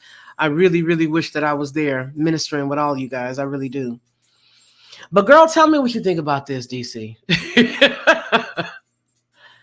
DC is my sister from back home in California. Okay. for those of you guys who don't know. But my question is today, why is it that we feel we have to have so many things out there in the open where we can't just do it? You know, I believe that we should just be doing it. You know, going over there to the gym that's across the street from our church, which was BEFIC. Going over there from the gym and everybody get together and we just all decide what we're going to do within our community, and we do it and we support each other. We don't need to go and have to get this 501c3 status for this, and this, and get the tax write-off for this, and that. Just go ahead on and do it. Everybody at the church already knows this is where you go to get your hair. And then that person going to help somebody else open their own hair store. So if you in Inglewood and we didn't help 2 people over here get put on, you and Carson, okay, we're going to help you next. Oh, you live out there in Cerritos? All right, we got you. We're going to help you next. But that's the problem. That is the problem. And that's the issue at hand. Now, since we see that they are going and they are giving all of this stuff to everybody else, I want you guys to look at this. I think, let me see, did we show this video yet? Hold on, let me go over here and check and see. Right there. Yeah. I'm gonna let you guys go ahead and see it, because the article itself, by itself, is amazing. But let's just go in here. For those who may not have already seen this before, we're just gonna go ahead and show it. All right. There we go. There. For those who've not seen it, let's go watch this. A woman WVTM 13 highlighted as a barrier-breaking woman, now finding herself in the middle of a legal battle. So it could have a ripple effect on financial programs geared toward helping women and minorities. WVTM 13's Carla Wade got reaction to the Fearless Fund, now in the affirmative action debate. Back in April, I introduced you to Arian Simone, the president and CEO of Fearless Fund, which helps women of color secure funding for their businesses. Well, now her company is the target of a lawsuit claiming its grant programs are racially discriminatory. We invest in high-growth, scalable companies that have women of color co-founders. That's the mission of Fearless Fund in a nutshell. And now that mission is being challenged by the conservative nonprofit group, the American Alliance for Equal Rights. They filed suit against Fearless Fund, saying it violates civil rights law, prohibiting racial discrimination in contracts, because one of its grant programs is specifically for Black women. I think it's just another frivolous attempt to prevent the progress of women. Fearless Fund has a high-profile legal team now, including noted civil rights attorney Benjamin Crump. The legal challenge is spearheaded by the activists behind the Supreme. And that's the one that I was saying, that's sort of like the ambulance chaser. You know, we had real attorneys, not these dudes right here who are paid opposition. These cats pop up whenever they need to pop up, exactly like the Ozempic bobblehead that is now Al Sharpton. Like those cats, all right? Like who they just drug out, bless his heart, in that wheelchair, Jesse Jackson, last week at the DNC. These are the people who were inserted in our community to thwart every effort to us becoming an independent group of people that don't need nobody to give them no hands out. But every time you see one of these conversations, you got some cat like this who can't even conjugate a verb, and he's standing up there, he want to tell you that it's just wrong. Makes you wonder, don't it? Supreme Court cases dismantling race-conscious college admissions across the U.S. Fearless Fund co-founder Ayanna Parsons says the suit won't hinder efforts to support women-led businesses. Activism is in our DNA. We could not sit on the sidelines and watch idly by as Black and brown women were under attack. We know that women I got to ask a question based on the stuff that we've just got through seeing with them giving $25,000, $150,000 to buy a home and all these other little programs. Do you think that the brown women are having a hard time? Or do you think that after the Black women who've always been the ones to get the oil to the can, oil can to the squeaky wheel, they're going to be left behind? Because that's exactly what's going on. You see, these other organizations, they don't care that you say that you're for them. They'll take it whether you're going to give it to them. If you say you're going to give it to them, they're going to take it. They don't care that you are not them. If you afford them the opportunity to ride in on your coattail while you kicking doors down like Shira, they will walk right in with you. But trust and believe, Dodo, they're not standing with you when y'all get on the other side, because that's not how it ever works. If that's the case, then how come your name ain't added onto that $150,000 grant that they're giving up that we just got through looking at for Oregon? Why ain't your name on that? Why does it just say them? And it don't just say them. Okay? You talking about the women, the women, the women, the women. These people are talking about families. And to show you that they're talking about families, what did they let you see? They let you see the daddy and the mama and the two kids. And when you didn't see the daddy, the mama, and the two kids, you saw one daddy, one mama, one big kid, and the mama holding a baby with a baby bottle to let you understand this is what family is. But you steady running around here talking about the woman because you don't like the fact that man was raised by his mama. So he got a little bit of, he's going to have some bitch assness in him that he wants to always argue like a chick. And because nobody ever taught you how to just be submissive and let homeboy talk, you just going to beat him down, but you slept with him. You say he ain't nothing. And all he want to do is sleep on your couch and play the game when you go to work, but you slept with him. Now you got 3 babies by man, and you upset. So now you and your friend girls are going to get together and y'all going to make your own little coalition, a bunch of women. And all you're going to do is get stomped on. Why? Because you ain't got no man. You're going to get stomped on because you ain't got no muscle. But ain't nobody stomping on Maria, stupid. Ain't nobody kicking Mr. Tejada's in. Ain't nobody messing with them. Why? Because Felipe ain't taking that. Neither is Jose. But you ain't going to see that because that's not what they want you to see. What am I saying? I'm saying wake up. Wake up. Wake up. As ourselves have been overlooked, we've been marginalized, we've been underfunded and unsupported. While it has programs backed by major companies like JP Morgan Chase. Okay, we're going to stop this picking on my sister, the Purple Diva. You guys are not about to do that. That purple Freemason talk and all that other stuff. I get what you guys are talking about, but I'm going to tell you about the color of purple. The real color of purple is royalty. Okay? All right? The real color of purple is royalty, just like the rainbow was a promise that was given to us from the Most High. So if you guys have a problem with my sister's name being DC the Purple Diva, perhaps you need to just click in and go on over to her channel and watch her program and see who she is and understand why she's called DC the Purple Diva. But what you're not going to do is come over here and mess with her, period. That's blood to me. Thank you. Fearless Fund is still a small company. Why do you think they picked the Fearless Fund to bring this lawsuit? There's so many other venture capitalists who have similar, objectives. Why them? And the conclusion seems to keep coming back to the fact that he thought they would be the easiest ones to pick off. I'm a daughter of a civil rights attorney and entertainment attorney who represented Rosa Parks.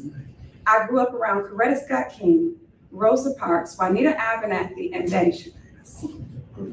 Activism is in our DNA. I'm a daughter of a mother who won the largest discrimination case in the state of Michigan at that time when I was growing up. Activism is in our DNA. I have led protests for justice against discrimination in my elementary school as a 10-year-old. Activism is in our DNA. We are not scared. We are fearless. Carla Wade, WVTM 13. Now somebody made a comment in the chat here, and he says nobody gives a damn about Black men. Damn is what he says. But here's the deal. the divisiveness that is now really at the end of its lifespan, I would say. That divisiveness was started so long ago, and it's like a dead horse if we even start to approach it. You know what I mean? It's one of those things that if we start to approach it, it's really a beaten horse. I love our men. I love the essence of man, period. And I love my father. I love my brothers. I love my sons. I love my husband. I love men. And I believe that when it comes to standing up for our men, that needs to be something that is just like it is for our women. It needs to be individualized, meaning you make yourself a personal pact that this is how you're going to treat the man or the men in your life, and you treat them accordingly.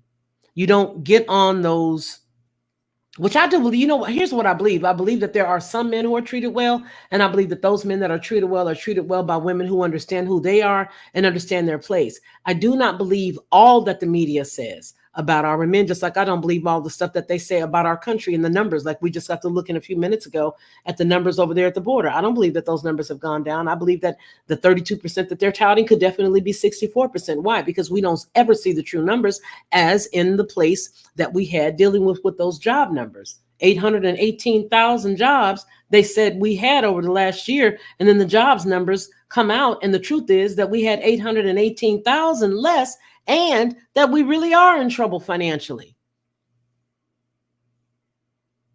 Okay? All right? So, yes, I do believe that they should be hailed heroes, but it starts in your home. Does he pay the bills? Does he love you? Does he love his children? Is he doing it to the best of his ability, not to the best of your friend's husband's ability?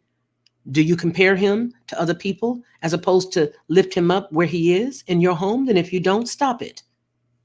If you don't treat him right in your home, you need to stop it. And you need to lift him up in your home.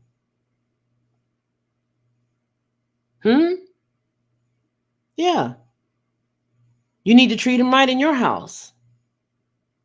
Did you forgive him for whatever it was that you were angry at? Okay, then don't bring it up no more.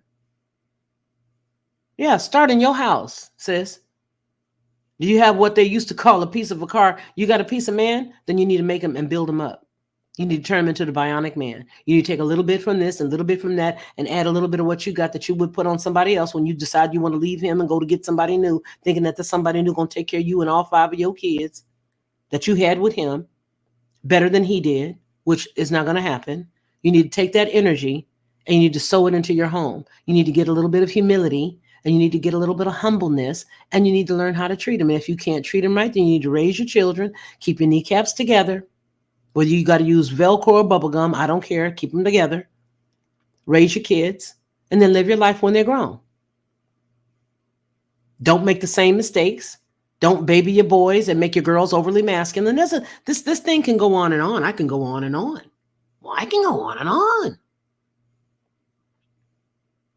I can go on and on. Treat your man right. Treat him good. If you got anything left in him that's good, then speak on that.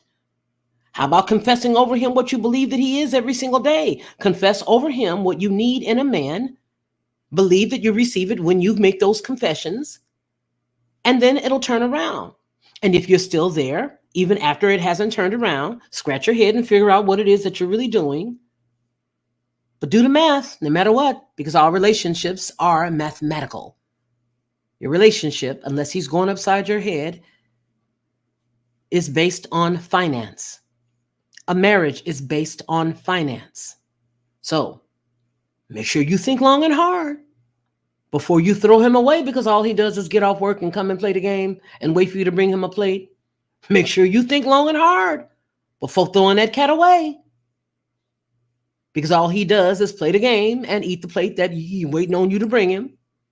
You're going to throw him away, and you're going to get a cat that's going to be doing stuff to your kids and going upside your head, and you ain't going to be able to get out of that so easy. So you better think long and hard before you start throwing stuff away. to the gentleman's point who made the statement here in the chat. You want to know how to do it? That's how you do it. And if you can't hang no more, then you better get out the abacus. Is it the abacus? Yeah. You better get that out. You better get the calculator.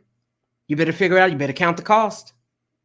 You better figure out how many hours you got to work to take care of what he been taking care of, even though you've been making your little coins. Now you're going to have to knuckle up, sister girl. And don't forget, they ain't hiring out here like they used to be. You ain't finding that many jobs that's going to pay you what you're worth. Why? Because they got a whole lot of other people that are coming into the market where they can go right there online and do the same thing that you're doing in that office and don't have to pay them that much. So you better make sure that you count the cost before you throw away that dude you're going to be crying about when you see him making it with a chick that don't even look as good as you, in your opinion, but she know how to treat him.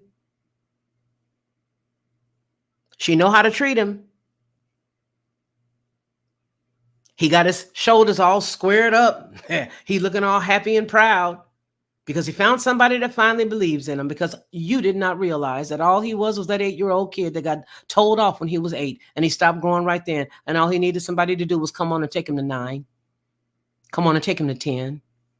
Love him up to 11. Bring him on up to 15. Help him graduate. Get him up to 18. Get him and hobble on over that line to college. She realized who he was, and she picked him up and she kept going. And now she got that dude that you always wanted. And you say, he didn't do that for me. Well, you wasn't her, were you? So right now today, you better count the cost, because it ain't like it was trying to make it with 4 or 5 of man's kids. It don't work like that. There, I fixed it for you. Hey everyone, it's me, Felicia, of the Lockhart Perspective and Headlines with a Voice. I want to tell you a little secret. This is what I used to do, because I don't do it anymore. I would go to the store, buy the barbecue sauce, pour it inside of a bowl, put a whole bunch of different spices, a dash of brown sugar, a dash of maple, and a dash of mustard, stir it all around, and everybody would be like, oh my gosh, this is the best, this is the best. But I was exhausted after all of that, and a lot of times I couldn't remember how many dashes of what I put in it. But I don't have to do that anymore, because now I just go to Judge Joe Brown's website and I order his 3-pack of bottled barbecue sauce. It is by far the best, and I do mean the best barbecue sauce I've ever eaten. And when you go to his website and you order his 3-pack, you'll see exactly what I mean. Head on over to jjbbbbq.com and order Judge Joe Brown's barbecue sauce. You'll be glad you did, and you're going to tell me about it. I know you will. So you're one of those people who really do need your life insurance policy, so much so that you literally went out there and you sought different companies. You sought out who has the best price points, and who's going to do the most for you, and how easy is it going to be for your family members if something were to happen to your home. Do you have that type of insurance? Do you have insurance for yourself? Do you have fire insurance? Do you have insurance that's for flooded areas? What type of insurance policy do you have? Well, there are 17,000 California policyholders that are losing their fire insurance as Liberty Mutual subsidy pulls back. Their subsidiary literally is pulling back. And so you and I both know that in California, there have been fires there for ages. I remember when I was a young girl, we used to see the fires go up all the time in those hills. And we would think, why don't they help stop all that? I don't understand why it's going on like that. Well, this is a major insurer. A subsidiary is discontinuing its fire insurance line in California for an odd reason. But what is really going on? Do you think maybe if they have to pay these people that some of the let me just put it out there where the cows down there where the cows can get it, like Black Springs Daddy say, if it burns, then we got to pay. But if it burns and you don't have any insurance, then we don't have to pay, and whoever really owns the land will just come on in and take it. Liberty Mutual Fire Insurance Company, one of Liberty Mutual's California subsidiaries, is in the process of non-renewing its approximately 17,000 dwelling fire policy holders in the state. The non-renewals will last through November, after starting last September, according to filings with the California Department of Insurance. It's going to be very difficult to live in California now because I know State Farm pulled out for other reasons, okay? And there's a couple of other big ones. So what that does is it makes the prices go up high because you don't have that many people and they can do whatever they want to do now. You got fewer companies, they can charge you whatever they want to charge you, but nobody's going to go in these areas. It says the company is retiring the antiquated technology it uses to manage the dwelling fire policies. And it is not feasible to create a new system to support this product in California, Liberty Mutual wrote in its filing. Dwelling fire insurance offers limited coverage compared to a typical homeowner policy. Its primary purpose is to cover fire damage to structure of the home itself rather than the belongings inside for people who don't live in their homes full time, such as landlords or vacation homeowners. The technology is being retired across the company, affecting Liberty Mutual Fire Insurance Company fire dwelling policies in multiple states, a spokesperson said. It's an example of how some California property owners are losing their insurance for reasons completely unrelated to the state's insurance crisis. One affected property owner in San Francisco told the Chronicle that it was sort of like a boyfriend who breaks up with you and can't really tell you why. It's just, it's not you, it's me. I just can't tell you exactly what's up. Some home insurance costs for every California zip code in the first of its kind map. These are all the different areas that down below in the description you can click, and it's going to tell you about the different crises that are going on. Okay. Liberty Mutual is the 7th largest property and casualty insurer in the state of California overall, representing about 4% of the total market and 9.8% of the fire insurance market through its several subsidiaries as of 2023. The non-renewal policies represent approximately 1% of Liberty Mutual's total personal insurance policies in California and less than 2% of the total fire insurance market, according to the company and the data from the Department of Insurance. Liberty Mutual is still offering dwelling fire insurance policies in California through its Safeco brand, according to the company spokesperson. I can't tell you if they're going to take any new people and if they are going to have it so high, it's going to be like a giraffe sear. You're not going to even want it. You just say, forget it. I'll just leave the house. Just walk away like Monopoly. Liberty Mutual Fire Insurance Company policyholders were not immediately offered a new policy under Safeco, and they're not going to be. They're not going to be. They are not going to be. In tandem with that, when you guys click this link, I want you to look at this story here. The sex work has gotten so rampant again in San Francisco's Mission District that the residents are now suing the city. And I don't know if that's going to give them any luck or if they're going to have any luck with that, but you may want to look at that story when you decide to read that down below in the description. That's dated today, August 28th. Yeah, they're just everywhere. Let's go ahead and read this before we close. A year after San Francisco's officials put up bollards to deter sex work on Cap Street in the Mission District, residents say the activity hasn't disappeared. It hasn't gone away at all. It's just migrated a couple of blocks east. Now Shotwell Street in the Mission's epicenter for the illicit sex trade and all the noise and the bumper-to-bumper traffic that comes with it. Beep, beep. Hey, toot, toot.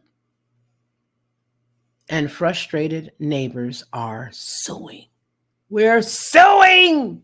We are tired of seeing all the stuff that it takes in the middle of the street. We're tired of seeing all the stuff that it takes in the middle of the road, thrown up in our bushes, used prophylactics thrown in our bushes. It says hiding these problems are pushing them around.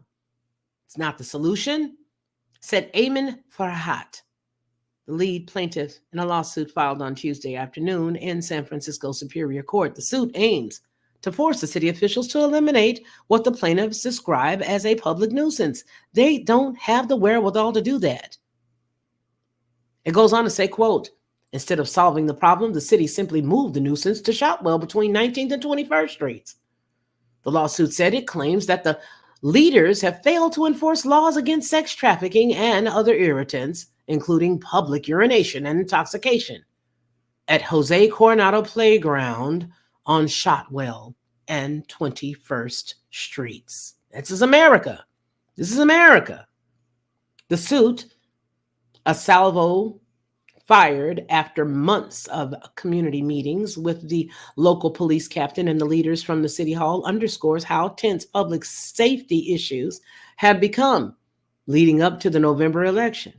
It also lays bare a quandary for the city leaders who are under pressure to crack down on street conditions, even as they struggle to address their root causes. Sex work, like homelessness or drug addiction, is a complicated social issue that plagued San Francisco for decades. With its snug residential streets and easy access to Highway 101, Shotwell Street has long been a popular draw for sex workers and their clientele rolling in from out of town. Still, several recent visits to the street late at night showed that business has ticked up. Hey, what you want, big boy? What you want? I got it for you. You might catch something that you can't wash away with soap, but hey, don't get mad at me. As she stood on Shotwell near 19th Street Monday night in see-through pants and spiked heels. Dude, those are not see-through pants. Them stockings. Not they are stockings or those are stockings. Them stockings. Okay?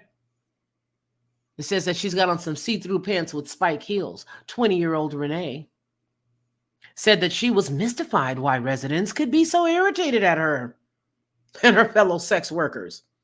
Now, we help them. We help most of these wives out every week. Well, their husbands are sneaking in around the corner between those snugly fit buildings that we just described. Look, we try to be respectful of the people living here and stay away from doorsteps because the men told us to not come around the door, so we wait. People ask us to stay away from. This is a good street, quiet and safe, way better than Oakland where I live. You think I tried this out there? No way. I am not trying any of this in Oakland. And besides, they won't pay. They'll just take it. And who am I going to go complain to? I've got 2 kids to support, and I can't make $1,000 a night. And I can make $1,000 a night here, but I can't do it there. A regular job don't pay that. That's the reason why I make sure that I keep everything fit and put these on and come outside in these pump Jensens. It's hot as blazes, but this leather jacket is going to, sort of help me prop everything else up because like I said, I got kids and, well, everything does go a little down south after a while. She says, we try to be respectful. We try not to go to their house. There's no way that I can make $1,000. A black sedan then rolled up alongside her, and she leaned in the door and says, in the window and says, "Hello, hey Joe, you want to give it a go?" Itchy gitchy, ya da da, which means if you come with me, you're going to be itchy and scratchy and need a doctor.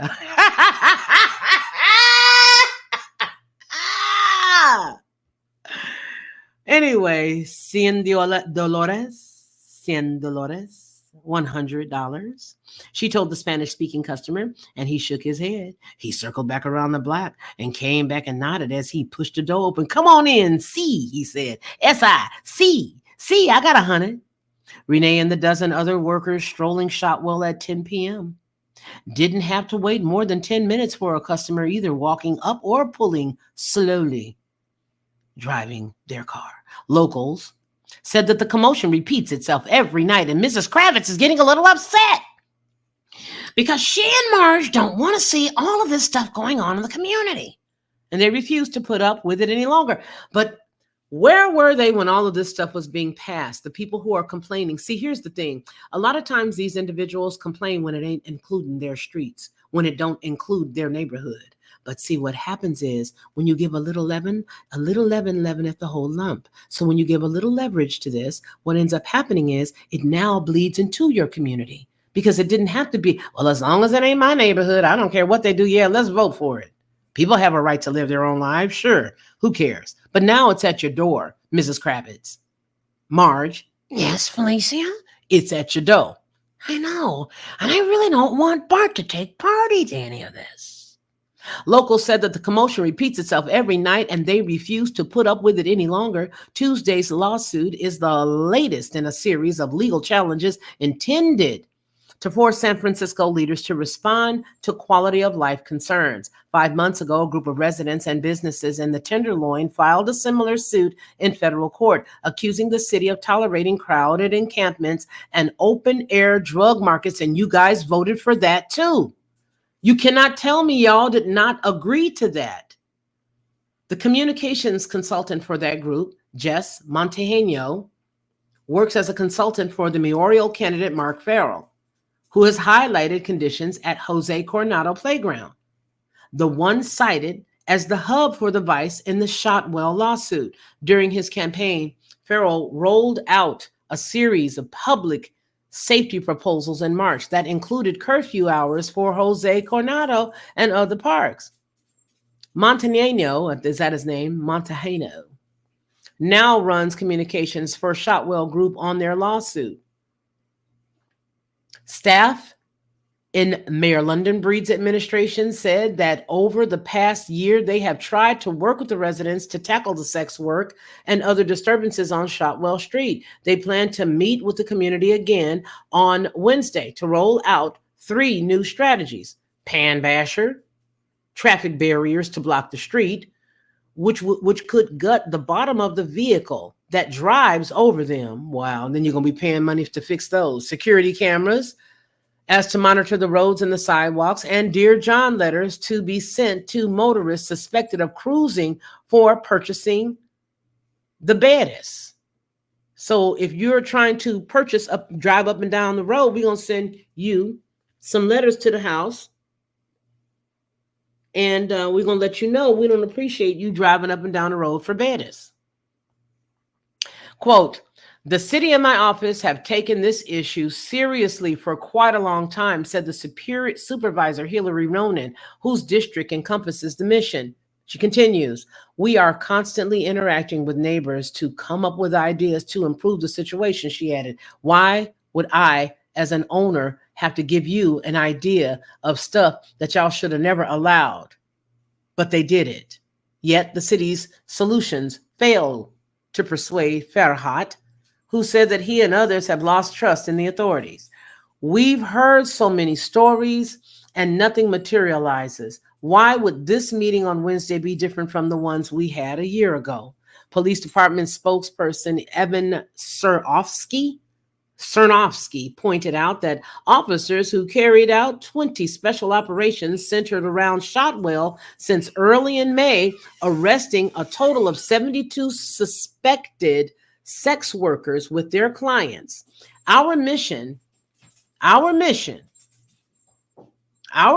station has been paying more attention in recent months, he said, and nothing that station is also having to step up efforts on the illegal vending in the district, chasing the migrating criminal trade from one location to another in the city is not new, he said.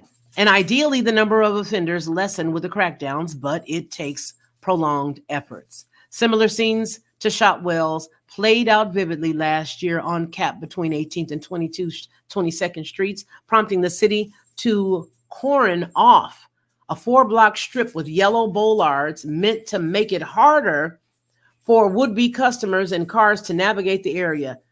But I'm going to say this, that I can't see that helping, because even dogs don't care about any things that you put in. If you put anything up to prevent a dog from outside to get into your dog and heat, they're going to break through it and get to it. And I'm sure that's what's going on, because a dude will park his car and walk up the hill to get some snatch.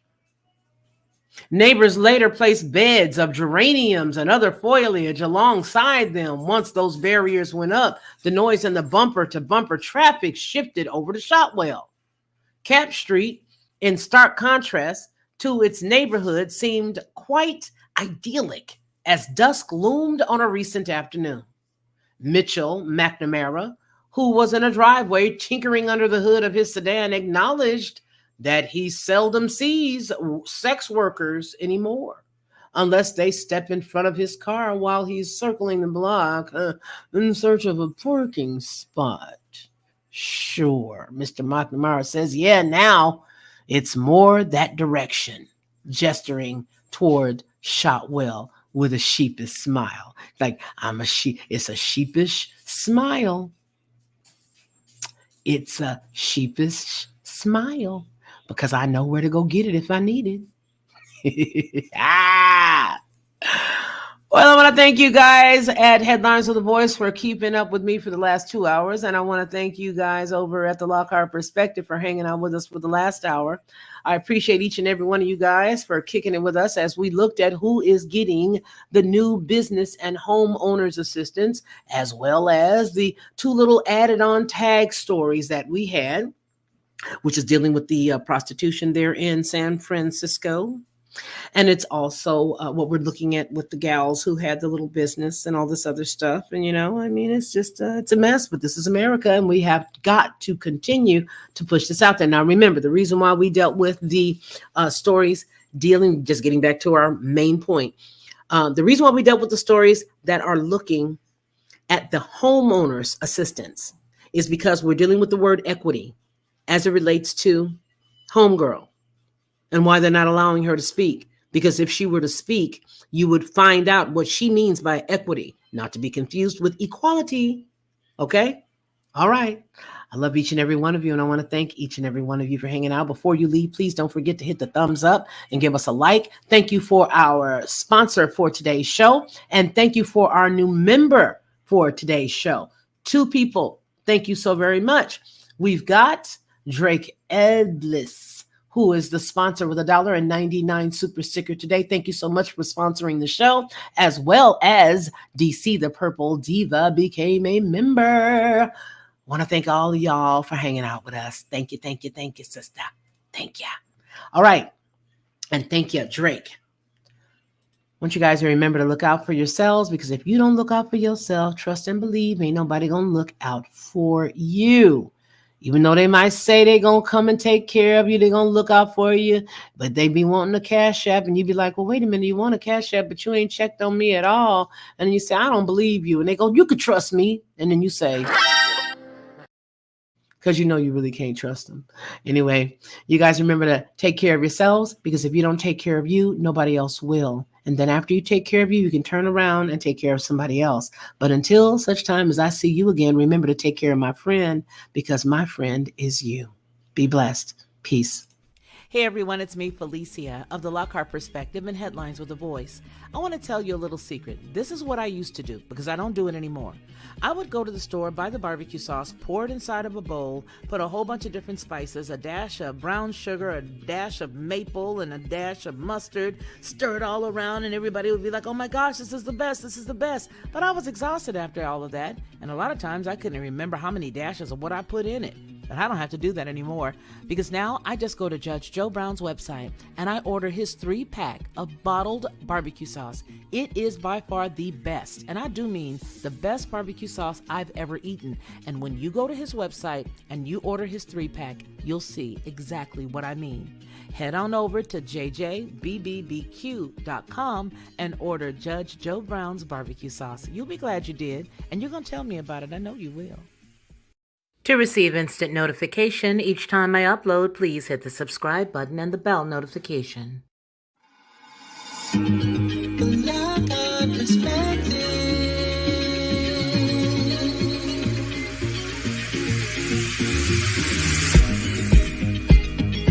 Helping you along the way.